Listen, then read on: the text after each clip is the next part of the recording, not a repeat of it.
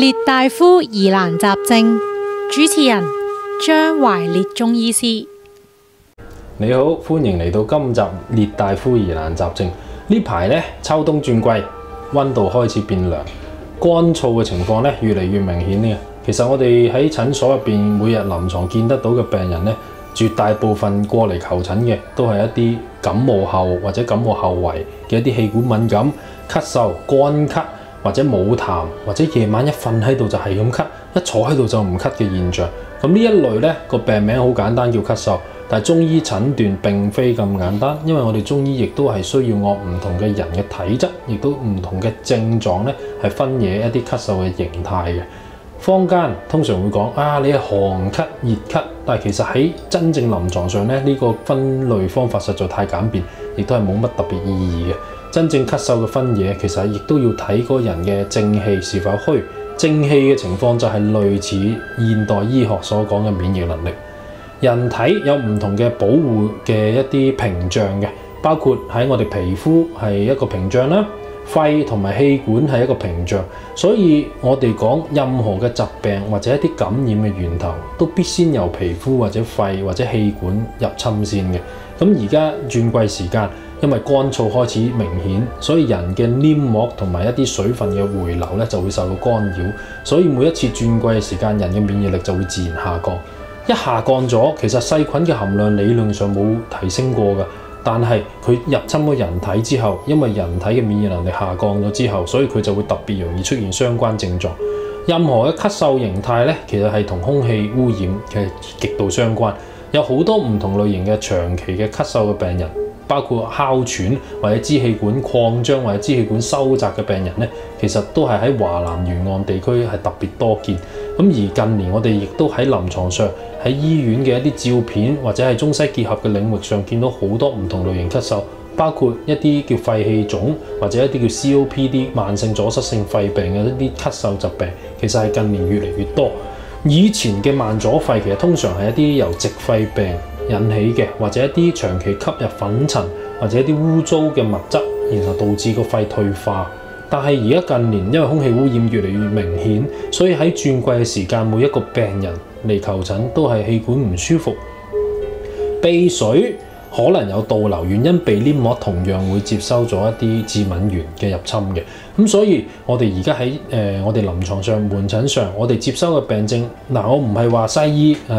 治療上嘅一啲誤區或者一啲 miss 咗嘅位置，但係只能夠講而家中西結合嘅情況下咧，中醫嘅介入係越嚟越明顯。因為有好多嘅情況，原來佢個病可能已經幾個禮拜甚至幾個月，我哋都見到好多。原來佢一咳可以咳幾個月，但係經過西醫嘅診斷、驗 X-ray 或者一啲 CT 嘅肺片，我哋亦都見唔到有任何嘅細菌感染嘅情況。但係原來已經變成咗長期慢性嘅敏感症。所以鼻敏感同埋氣管敏感係我哋最常見喺臨床上邊 handle 嘅一種病症。中醫治療咳嗽效果確實非常好。唔單止賣花讚花香，因為確實我哋中醫有時治療呢一類慢性病嘅後期咧，效果甚至比西醫更好，甚至更快速。所以有啲人話中醫好慢。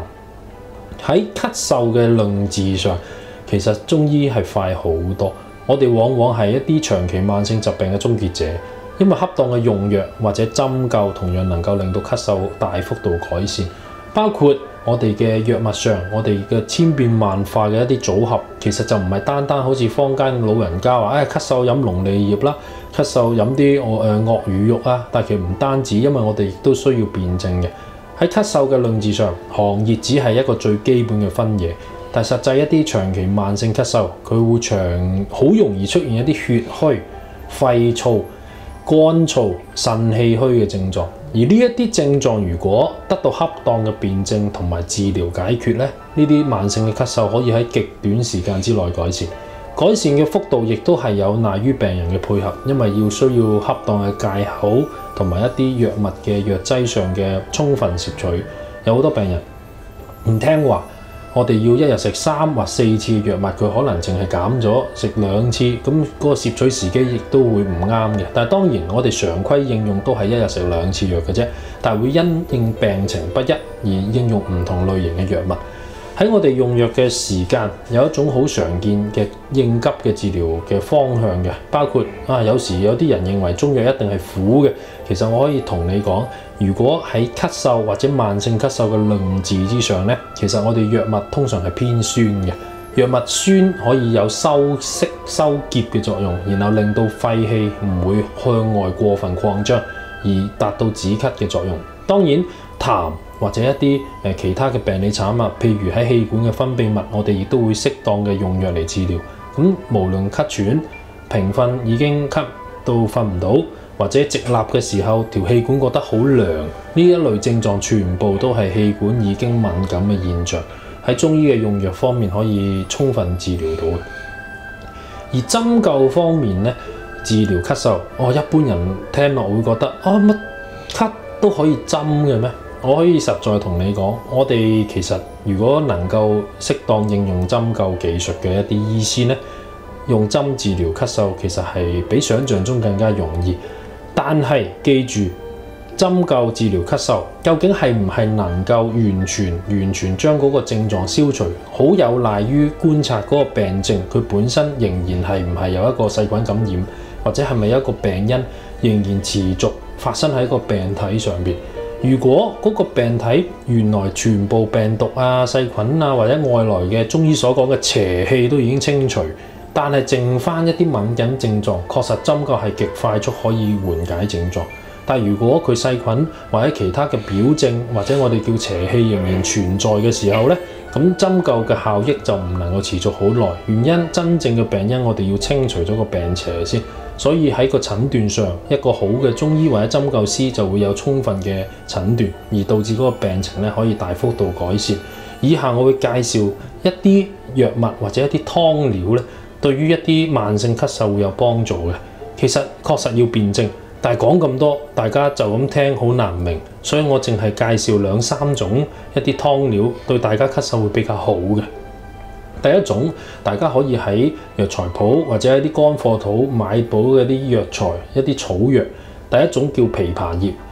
枇杷葉大家聽落去好似好熟喎，係咪川貝枇杷膏個枇杷呢？確實係，因為枇杷葉係枇杷呢一種植物嘅葉同埋枝。咁當然呢一種藥物咧，佢本身性溫，即係溫暖嘅性質，佢對一啲久咳或者寒咳會有幫助嘅。呢一種藥物咧，通常我哋如果喺一個正常範圍內，我哋當湯嚟煲係冇問題嘅。但係個應用量其實確實係要根據唔同嘅醫師嚟做一個診斷。但係最安全嘅使用量大概10至15克內，理論上係可以自己我嚟當湯料煲。咁10至15克即係大概幾多呢？3-5錢左右啦。咁就煲水咧，佢確實可以理中化痰同埋暖肺嘅。暖完肺之後，佢嗰個止咳嘅力度會確實慢慢產生。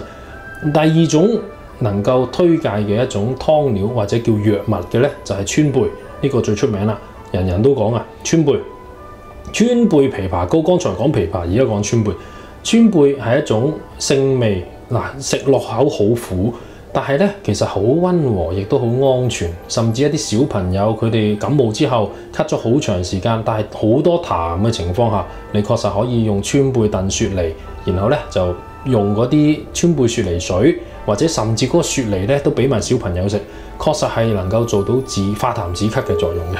咁另外一種咧，第3種我哋推介嘅，其實亦都好 common 嘅，好普通嘅嗰種就係陳皮。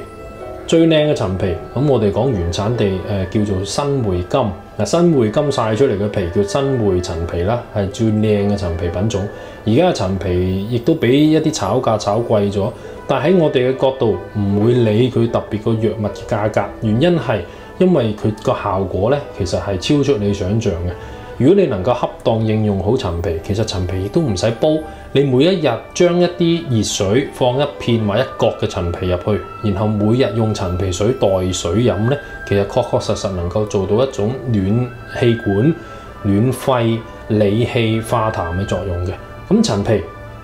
其實有唔同嘅質素，有優劣嘅，但係記住唔係好似有啲老人家話求其揾個鏟或者揾啲金皮曬完就係陳皮。記住嚇，我哋喺個品種嘅取材上一定係要新會金嘅皮曬完先叫陳皮。而以上呢3種半食材半湯料嘅一種物質呢，其實係對於咳嗽同埋痰多嘅症狀係確實好有幫助。但係真正如果係想一啲頑固性嘅久咳，或者甚至肺出咗問題、支氣管出咗問題，確實係需要睇醫生嘅，包括西醫、中醫或者一啲檢查，確實係有一個需要性嘅。所以奉勸大家如果喺秋冬嘅時間、轉季嘅時間，氣管唔可以凍親。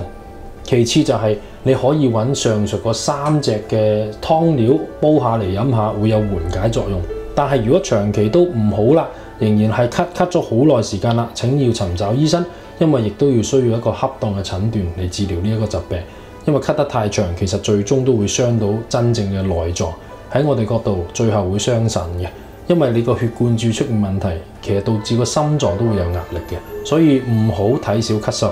中醫有一句説話叫五臟六腑皆令人咳，如果恰當嘅診斷，呢一個咳嗽治療好，其實對全身都有好大嘅幫助嘅。